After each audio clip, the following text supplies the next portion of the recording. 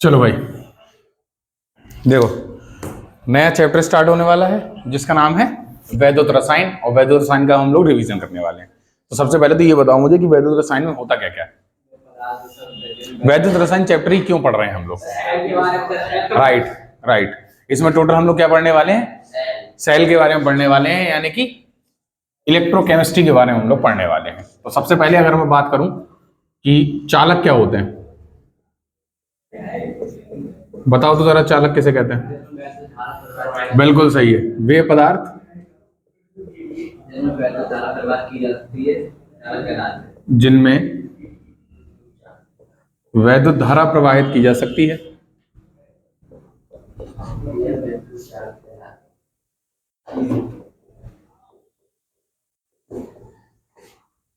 वैद्युत धारा प्रवाहित की जा सकती है, उसे हम लोग क्या कहते हैं? चालक। अच्छा, कुचालक किसे कहते हैं फिर? बिल्कुल सही बात है। तो वे पदार्थ जिनमें या जिसमें विद्युत धारा प्रवाहित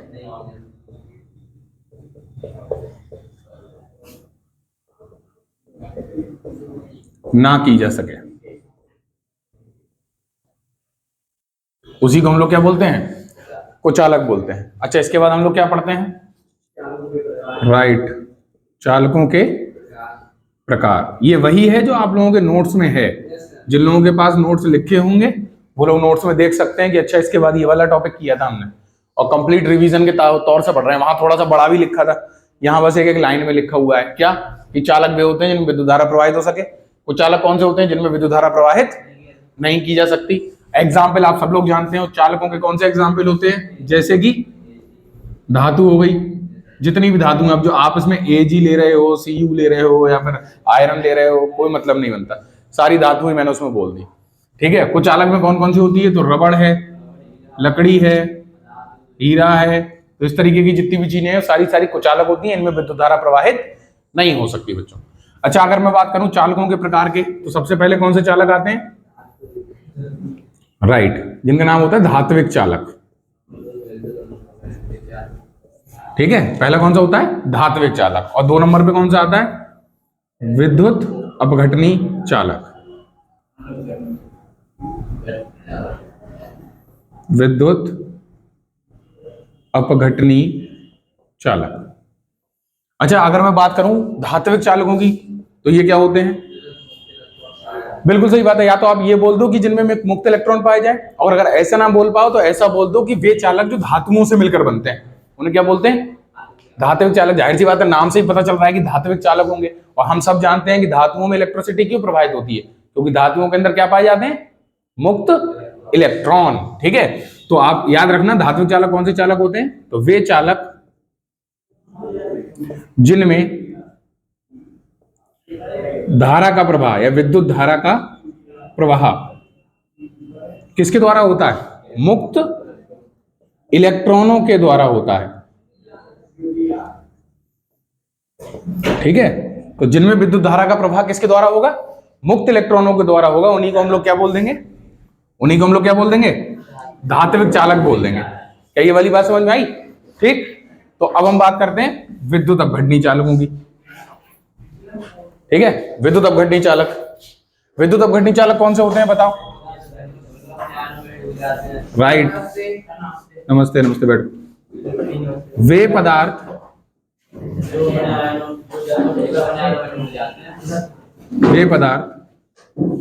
जो जल में घुलकर, ज्यादा शोर नहीं करो, चलिए बेटा चलिए फटाफट। वे पदार्थ जो जल में घुलकर क्या हो जाते हैं? अपने आयनों में टूट जाते हैं। ठीक है, तो वे पदार्थ जो जल में घुलकर अपने आयनों में टूट जाते हैं उन्हें क्या बोलते हैं हम लोग? विद्युत अपघटनी चालक। एग्जाम्पल के तौर पर आप क्या बोल सकते हो? जैसे कि देखो एक एग्जाम्पल ये है, NaCl है। आप NaCl को अपने जलों में घोल दो तो ये क्या हो जाएगा? बिल्कुल सही बात है, ये टूट जाएगा Na+ + Cl-। थोड़े से लेट हो चुके हो आप लोग, हमने चालक, कुचालक और चालकों के प्रकार पढ़ लिए हैं। अपनी अपनी कॉपियां खोल के बैठना रिवीजन वाली। ऐसे ही मत बैठना, नहीं तो मजा भी नहीं आएगा ना समझ में आएगा, क्योंकि रिवीजन क्लास है तो जो आप पढ़ चुके हो वही पढ़ाया जा रहा है, ये टोटल नोट्स में लिखा है आपके, ठीक है। तो अब हमने बात करी, एक चीज इसमें देखो और भी ये पता चल सकती है क्या, कि धात्विक चालक वे चालक होते हैं जिनमें धारा का प्रवाह मुक्त इलेक्ट्रॉनों के द्वारा होता है। इसमें किसके द्वारा होगा? बिल्कुल सही बात है, यानी कि इसमें क्या होता है, धारा का प्रवाह मुक्त आयनों के द्वारा होता है। क्या ये वाली बात समझ में आ गई आप लोगों को, है ना? इसमें मुक्त आयन पाए जा रहे हैं यहां पर, और इसमें मुक्त इलेक्ट्रॉन पाए जा रहे हैं। तो यहां तक समझ में आ गया ना? ठीक, बहुत अच्छी बात है। नेक्स्ट टॉपिक कौन सा होगा, जल्दी से बोलो। किसको? हाँ बिल्कुल कहते हैं, इसको आयनिक चालक भी कहते हैं। इसको आयनिक चालक भी कहते हैं। और आयनिक चालक क्यों बोल रहे हैं इसको? क्योंकि अपने आयनों में टूट रहे हैं, ठीक है, इस वजह से इसको आयनिक चालक भी कहा जाता है। उसके बाद हम लोग क्या पढ़ते हैं, बताओ तो जरा। विद्युत अपघटनी चालक ही कितने प्रकार के होते हैं? राइट, अभी हम लोगों ने जो चालक पढ़े हैं ना, ये वाले विद्युत अपघटनी चालक, ये विद्युत अपघटनी चालक ही कितने प्रकार के होते हैं? तो विद्युत अपघटनी चालक के प्रकार, बातचीत नहीं करो बेटा, कितने प्रकार के होते हैं बोलो? 2 प्रकार के होते हैं, कौन कौन से? नंबर 1 प्रबल विद्युत अपघटनी चालक,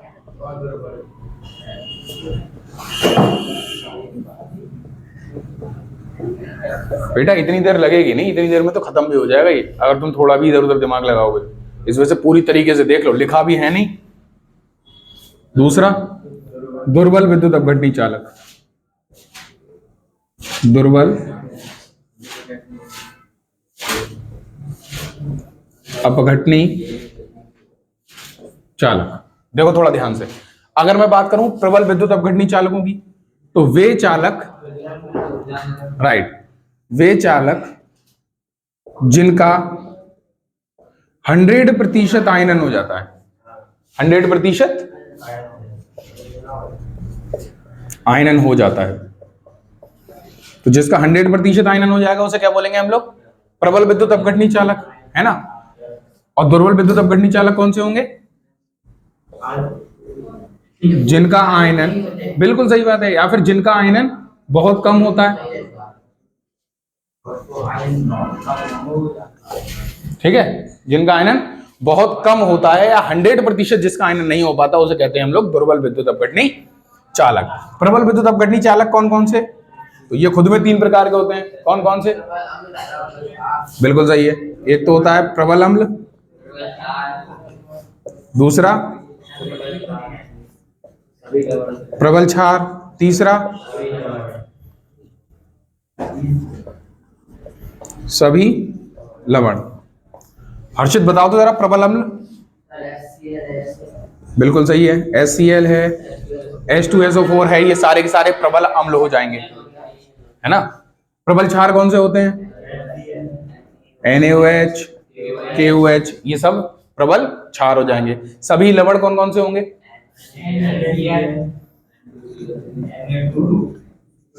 बिल्कुल सही बात है, ये सारे के सारे लवण इसके अंतर्गत आ जाएंगे। अच्छा, अगर मैं बात करूं दुर्बल विद्युत अपघटनी चालक, तो कौन से होते हैं? बिल्कुल पूर्णतः आयन तो नहीं होते हैं, लेकिन एग्जाम्पल में आ जाएंगे दुर्बल अम्ल और दुर्बल क्षार। चलो भाई, है क्योंकि सारे लवण इसी में आ चुके हैं, जितने भी लवण मिले हैं वो सारे के सारे इसी में आ चुके हैं। अच्छा देखो, अगर मैं बात करूं दुर्बल अम्लों की, एसिटिक एसिड, ठीक है, H2CO3 भी आ सकता है, बिल्कुल सही बात है।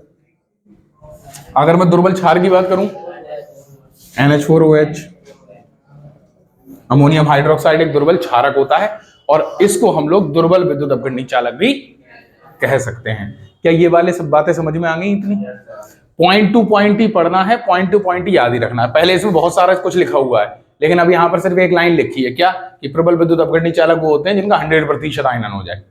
और इन्हीं की पॉइंट्स को आपको अपने दिमाग में हर समय रखना है, अगर नहीं रखोगे तो फिर दिक्कतें होंगी आपको। बात समझ आ गई? मिटा दूं इसको? एक चीज बस यहीं से याद करोगे और इसको आप लोग अपने घर से लिख के लेके आओगे, राइट। जो कि क्वेश्चन की तरह से आप लोग नोट करें या जो भी नोट करें, क्योंकि यहां पर पढ़ तो चुके ही हैं, अभी आपको घर से नोट करना है। निखिल मोबाइल बंद करो, ठीक है। कौन सा क्वेश्चन होगा? तो धात्विक चालक तथा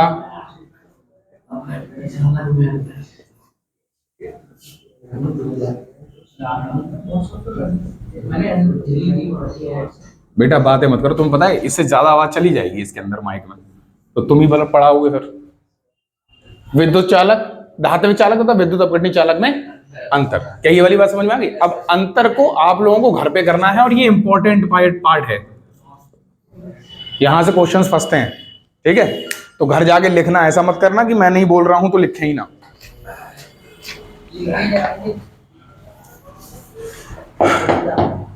जो भी मिलता जाए कि हाँ क्वेश्चन घर से करना है उसको नोट कर लो, अदरवाइज बाकी मेरे साथ पढ़ते चलो, जल्दी जल्दी रिवीजन हो जाएगा हमारा। चलो, चालकत्व या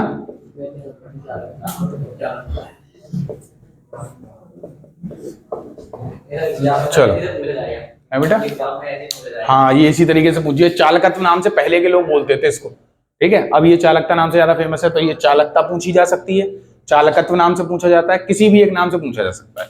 आप लोग ये बताओ पहले तो चालकता होती क्या है?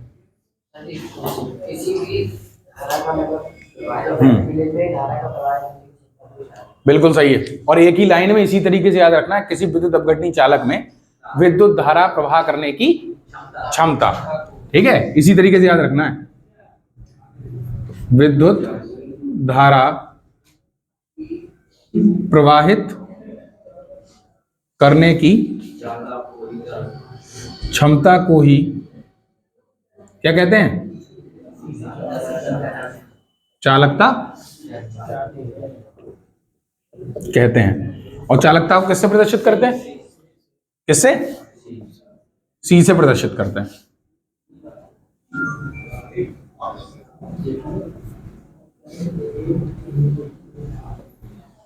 इसका मात्रक क्या होता है? जल्दी बताओ। किसका? हाँ बिल्कुल होता है, ओम इनवर्स, मो इनवर्स, ठीक है।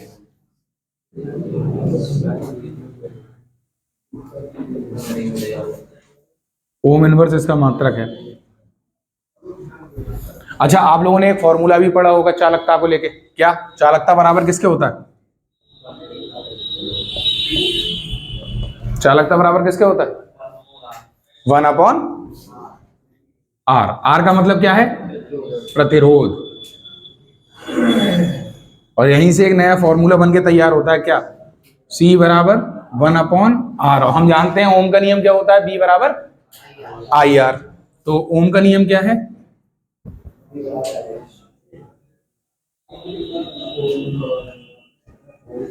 ओम का नियम बोलता है B बराबर IR। यहां से अगर मैं R का मान निकालूं तो आएगा क्या?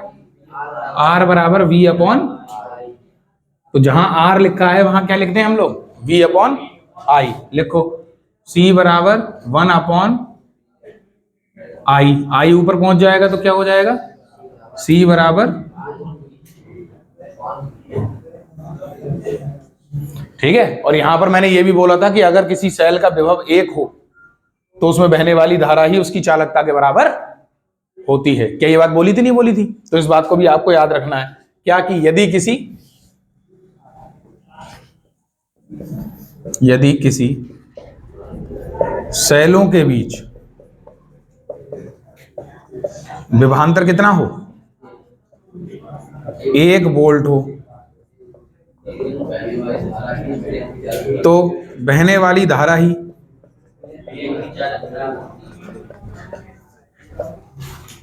चालकता कहलाती है।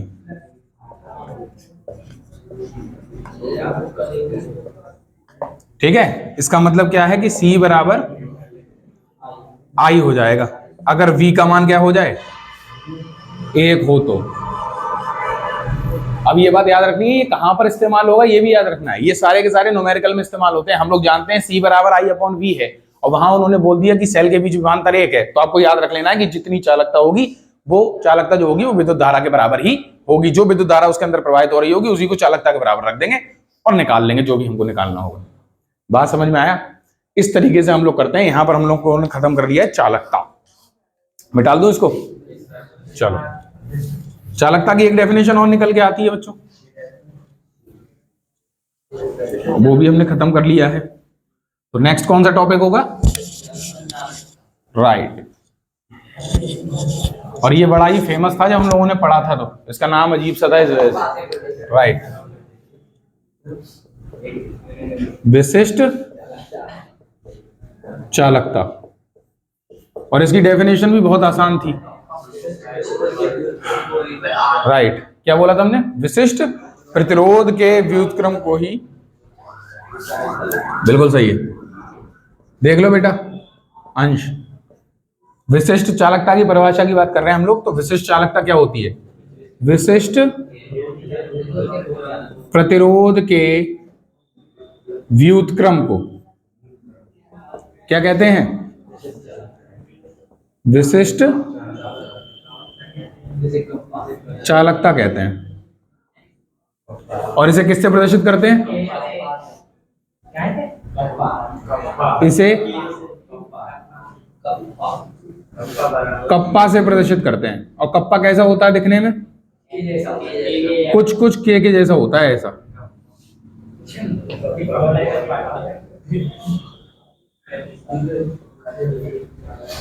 अब तो हंसी नहीं आनी चाहिए, ये तो बहुत पहले वाला ही हंसी का मुद्दा बन चुका है, हम लोग बहुत हंस चुके हैं इसके ऊपर। ठीक है, तो विशिष्ट प्रतिरोध के व्युत्क्रम को ही हम लोग क्या बोलते हैं?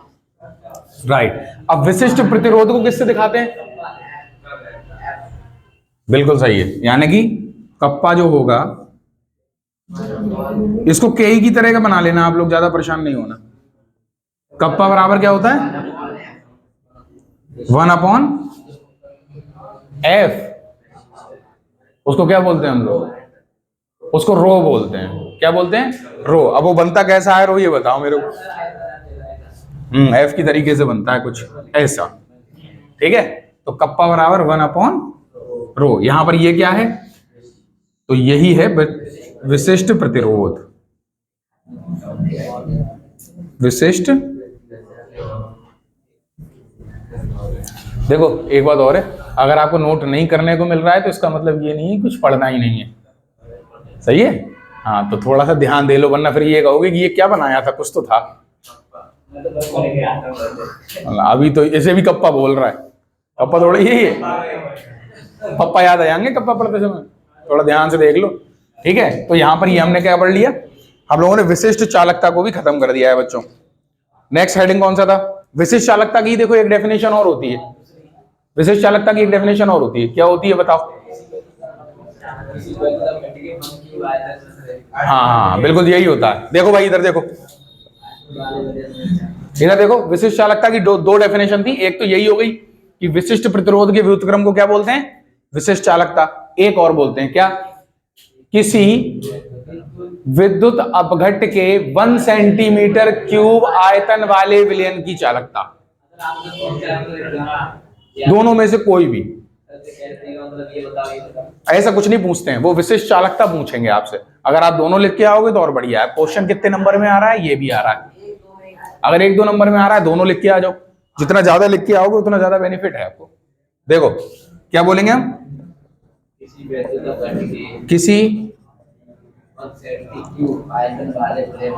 किसी विद्युत अपघट्ट के 1 सेंटीमीटर क्यूब आयतन वाले,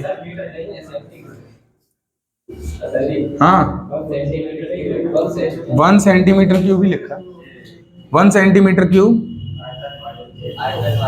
आयतन वाले विलयन की चालकता को ही क्या कहते हैं?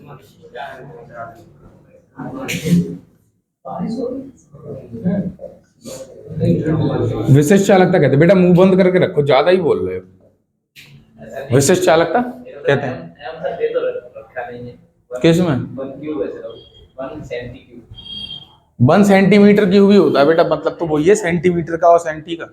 ठीक है, तो ये हो गई क्या, विशिष्ट चालकता की एक दूसरी डेफिनेशन जो हम लोगों ने पढ़ी है। अब इसके बाद जो आने वाली है डेफिनेशंस वो ज्यादा इंपॉर्टेंट है, जिनमें कौन कौन सी डेफिनेशन आएंगी, तुल्यांकी चालकता, मोलर चालकता, इनके सीधे क्वेश्चन भी बनते हैं और इनसे सवाल भी बनते हैं। ठीक है, तो थोड़ा सा ध्यान देंगे। इसको मिटा देता हूं मैं। अच्छा, इसी पे एक टॉपिक और आता है, इसको बोलते हैं हम लोग सेल नियतांक। पढ़ा है क्या होता है सेल नियतांक?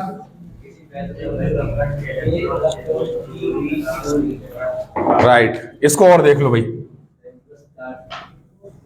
सेल नियतांक बोलो यश, सेल नियतांक किसे कहते हैं?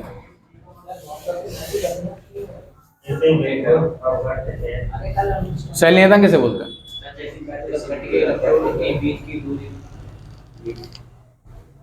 इलेक्ट्रोडों के बीच की दूरी तथा, हाँ बोलो बोलो। इलेक्ट्रॉनों के बीच की दूरी होती है तो उसका अनुप्रस्थ काट क्षेत्रफल के बराबर होती है। एक फॉर्मूला पढ़ा था, कप्पा बराबर CL अपॉन A। क्या था? एक फॉर्मूला पढ़ा था हमने, कप्पा बराबर CL अपॉन A। इस CL अपॉन A में मैंने क्या बोला था, इधर देख लो नहीं तो फिर याद भी नहीं होगा। कप्पा बराबर CL अपॉन A, यहां पर जो L अपॉन A था इसी को हमने क्या बोला था, सेल नियतांक। और सेल नियतांक में मैंने ये भी बोला था कि जो L है वो क्या है, वो है इलेक्ट्रॉनों के बीच की दूरी, और जो A होता है वो क्या होता है, अनुप्रस्थ काट का क्षेत्रफल। अनुप्रस्थ काट का क्षेत्रफल। तो अगर अब आपको डेफिनेशन बोलनी है तो आप आराम से बोल सकते हो। क्या, अगर कोई पूछ ले सेल नियतांक किसे कहते हैं, तो क्या बोलोगे, किसी सेल में उपस्थित दो इलेक्ट्रोडों के बीच की दूरी तथा उन इलेक्ट्रोडों के अनुप्रस्थ काट के क्षेत्रफल को ही सेल नियतांक कहते हैं। क्या आप डेफिनेशन समझ में आ गई सेल नियतांक की? देख लो, लिख लो इसको जल्दी से फटाफट। देखो, किसी सेल में, अंकित, किसी सेल में दो इलेक्ट्रोडों के बीच की दूरी तथा अनुप्रस्थ काट के क्षेत्रफल को ही क्या कहते हैं,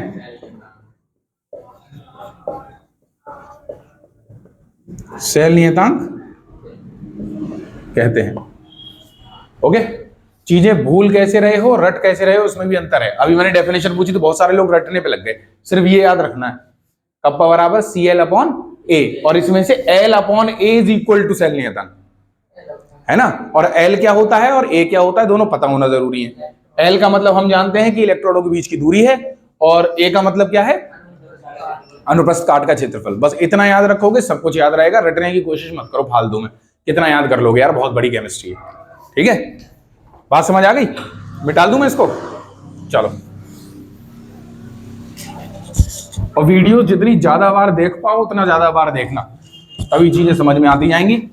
और हमेशा तब रिवीजन करना जैसे एक बार अभी मेरे सामने लेके बैठे ना कॉपियां, मोबाइल बंद करके, लेकिन ओके। चलो, तो अब हम लोग पढ़ने वाले हैं जिसका नाम है तुल्यांकी चालकता।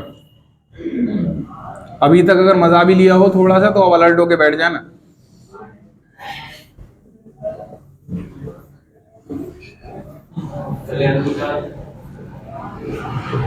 यहां से काफी क्वेश्चंस फंसेंगे।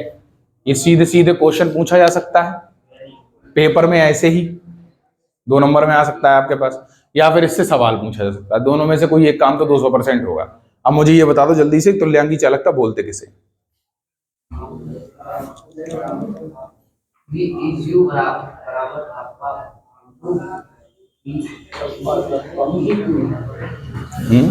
लैम्डा ई क्यू बराबर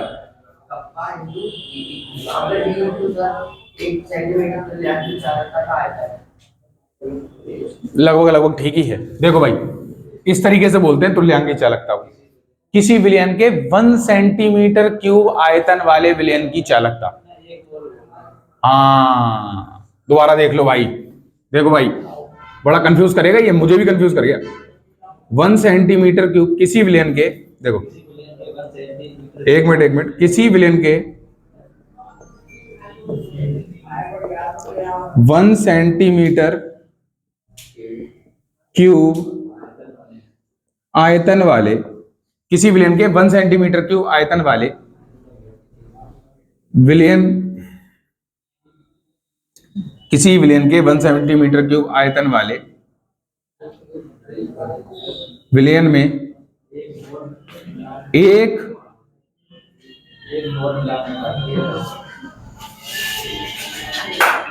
अरे बंद कर ले भाई, विलयन में 1 ग्राम तुल्यांक, अच्छा रुक जाओ, सारा फ्लो ही खराब हो गया मेरा खुद का ही। किसी विलयन के 1 सेंटीमीटर क्यूब आयतन वाले विलयन में 1 मोल नहीं, 1 ग्राम तुल्यांक घोलने पर, 1 मोल नहीं होगा, 1 मोल गलत लिखा हुआ है अगर तुम्हारे में लिखा है तो।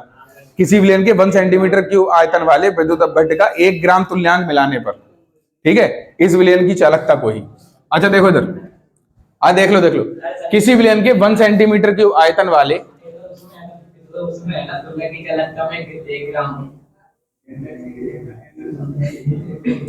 विद्युत अपघट्य में 1 ग्राम तुल्यांक,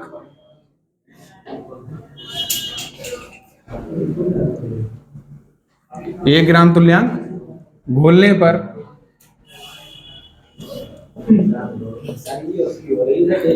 विलयन की चालकता को ही, शांत रहो, विलयन की चालकता को ही क्या कहते हैं? एक बार देख तो ले करो तुम उपेंद्र, चालकता को ही तुल्यांक की चालकता ऐसा है, उसमें 1 मोल घोलते हैं बेटा, इसमें 1 ग्राम तुल्यांक घोलते हैं, ठीक है। तो किसी विलयन के 1 सेंटीमीटर क्यूब आयतन वाले विद्युत अपघट्य में 1 ग्राम तुल्यांक घोलने पर जो विलयन की चालकता होगी, उसी विलयन की चालकता को क्या कहते हैं हम लोग? तुल्यांक की चालकता कहते हैं। और इसे किससे प्रदर्शित करते हैं? इसे लैम्डा EQ से प्रदर्शित करते हैं, ठीक है। जिसको समझ में ना आया हो दोबारा से एक बार देख लो। क्या लिखा है? तुल्यांक की चालकता, इंपॉर्टेंट टॉपिक है। किसी विलयन के 1 सेंटीमीटर क्यूब आयतन, अब 1 सेंटीमीटर क्यूब आयतन क्या है ये मैं बहुत पहले से ही बता चुका हूं कि यहां पर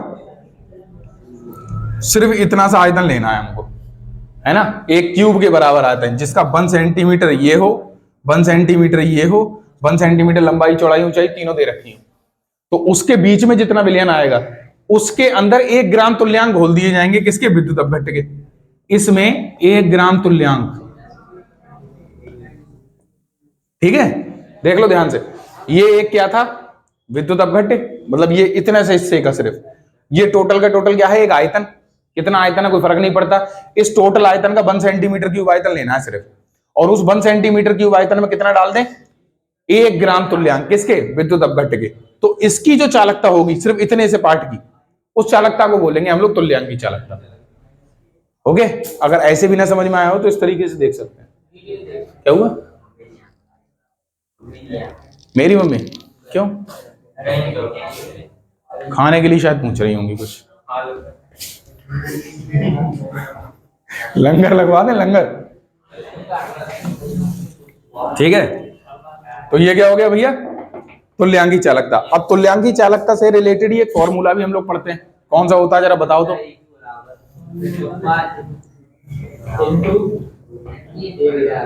तुल्यांक की चालकता तथा विशिष्ट चालकता में संबंध,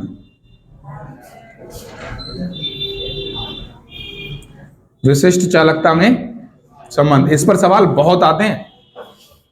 किस किस में? तुल्यांक की चालकता और विशिष्ट चालकता में संबंध। बताओ तो जरा। लैम्डा EQ बराबर फॉर्मूला क्या होता है? हाँ, कप्पा गुणा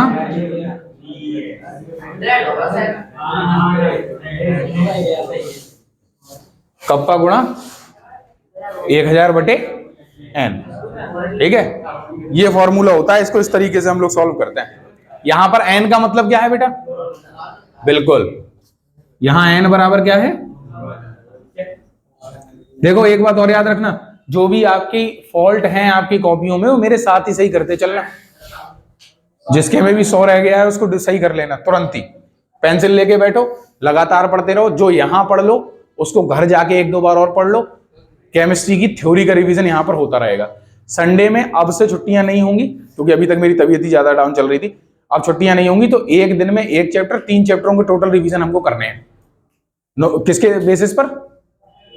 नहीं, न्यूमेरिकल के बेसिस पर। तो 3 चैप्टर के हम लोग न्यूमेरिकल कर लेंगे, सही है। उसके बाद बचेंगी रिएक्शंस, तो बाकी के हफ्तों में रिएक्शन, मतलब बाकी संडेज में रिएक्शंस करते चलेंगे। 2-2 घंटे क्लासेस ले लेंगे, सब खत्म कर देंगे। और 2 घंटों में वैसे भी सही रहेगा, ज्यादा बड़ी वीडियो बनेगी, हफ्ते भर पड़ती रहेगी आधी आधी करके, सही है। और हाँ, एक बात और है, फर्स्ट ईयर की कुछ वीडियोस अपलोड होने वाली हैं विलियन चैप्टर की। तो जो लोग वहां से, जैसे ये जिसको ना पता हो कि मोलरता किसे कहते हैं, है ना, या मोललता किसे कहते हैं, तो इनके कंप्लीट वीडियोस पढ़ेंगे अब आज से ही, तो उसको देख लेना।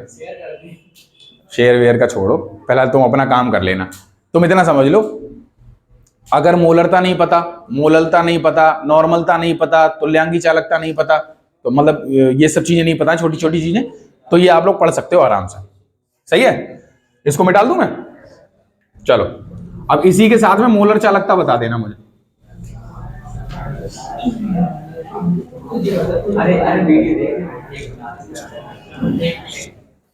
बस बस बोलो मत।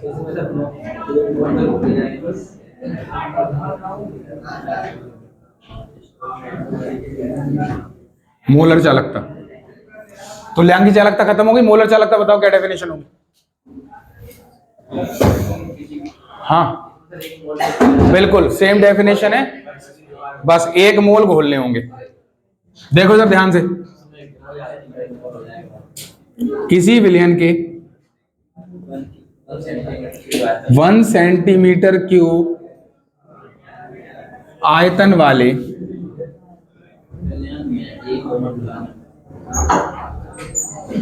1 सेंटीमीटर क्यूब आयतन वाले, पॉज करियो, पॉज कर दो, पॉज को सेव मत करियो। अच्छा देखो, मोलर चालकता के बारे में बोल रहे थे कि सेम डेफिनेशन होगी जैसी तुल्यांकी चालकता की है, बस कुछ अंतर हो गया। क्या? किसी विलयन के 1 सेंटीमीटर क्यूब आयतन वाले विलयन में 1 मोल घोलने पर, 1 मोल घोलने पर प्राप्त विलयन की चालकता, प्राप्त विलयन की चालकता को ही हम लोग क्या कहते हैं?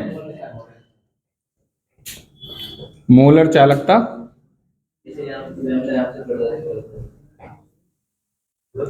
बिल्कुल सही है। और इसे प्रदर्शित किससे करते हैं? लैम्डा एम से प्रदर्शित करते हैं, ठीक है। और जैसे मैंने अभी विशिष्ट चालकता और तुल्यांकी चालकता के बीच में संबंध बताया था, वैसे ही मैं मोलर चालकता और विशिष्ट चालकता के बीच में एक संबंध बता रहा हूं, थोड़ा ध्यान से देखना। बताओ तो जरा, मोलर चालकता तथा विशिष्ट चालकता के बीच संबंध क्या होता है?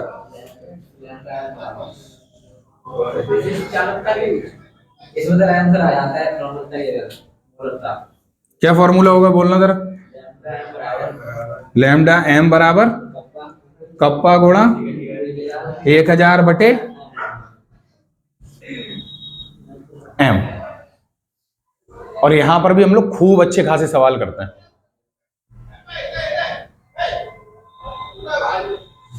चलो, अच्छा इतना ही अंतर होता, तुम्हें कभी भी किसी अच्छी जगह पर कोई व्यक्ति जो पढ़ा लिखा होगा वो तुमको इस तरीके से बोलते कभी नहीं मिलेगा, है ना। और अगर नॉर्मल रिक्शे वाले भी होंगे, वो 4 लोग आपस में इस तरीके से बैठे होंगे, तो वो नॉर्मली बात अच्छे से, अगर वो जैसे नमकीन भी बट रही होगी तो ऐसे करके बांट रहे होते जैसे अभी चनकटे मार ही देगा वो, और तो कैसे आगे दे रहा होता, ले कैसे नहीं, ले कैसे नहीं। भाई तो ये चीज देख के बड़ा मजा आता है मुझे। कभी देखना तुम लोग, ये कभी नोटिस करना, वरना अच्छे लोग होते हैं तो वो एक ही बार पूछेंगे सिर्फ कि भाई खाएंगे क्या, नहीं खाएंगे तो रख दी। यहाँ तो भाई साहब गला पड़ जाएगा तुम्हारे कि खाओ कैसे नहीं, ऐसे कैसे, हमारे 5 रुपए नहीं यार, खाओ कैसे ना। चलो ठीक है, तो यहाँ पर मोलर चालकता भी खत्म हो गई है, और मोलर चालकता से रिलेटेड या तो, और इस पे भी इंपॉर्टेंट ही लिख लो। अब जैसे सचिन नहीं है, फेमस मत करो उसे तुम, ठीक है, सचिन तो गाना गाते हुए रोडों पे जाता, उसका अलग मसला, बाद में दिखा दियो, अभी मत दिखाओ यार, क्यों लगा, अभी रहने दो। अच्छा देखो, मोलर चालकता के आगे भी इंपॉर्टेंट लिख दिया है मैंने, तुल्यांक की चालकता के सामने भी इंपॉर्टेंट लिख दिया है, दोनों ही बहुत ज्यादा इंपॉर्टेंट है, इसी वजह से इस तरीके से बताए जा रहे हैं। ठीक है, अब एक होमवर्क आप लोगों को मिलेगा, किस तरीके से वो देख लेना। राइट, और ये जरूर कर लेना। देख लो, दूसरा होमवर्क मिल रहा है आज।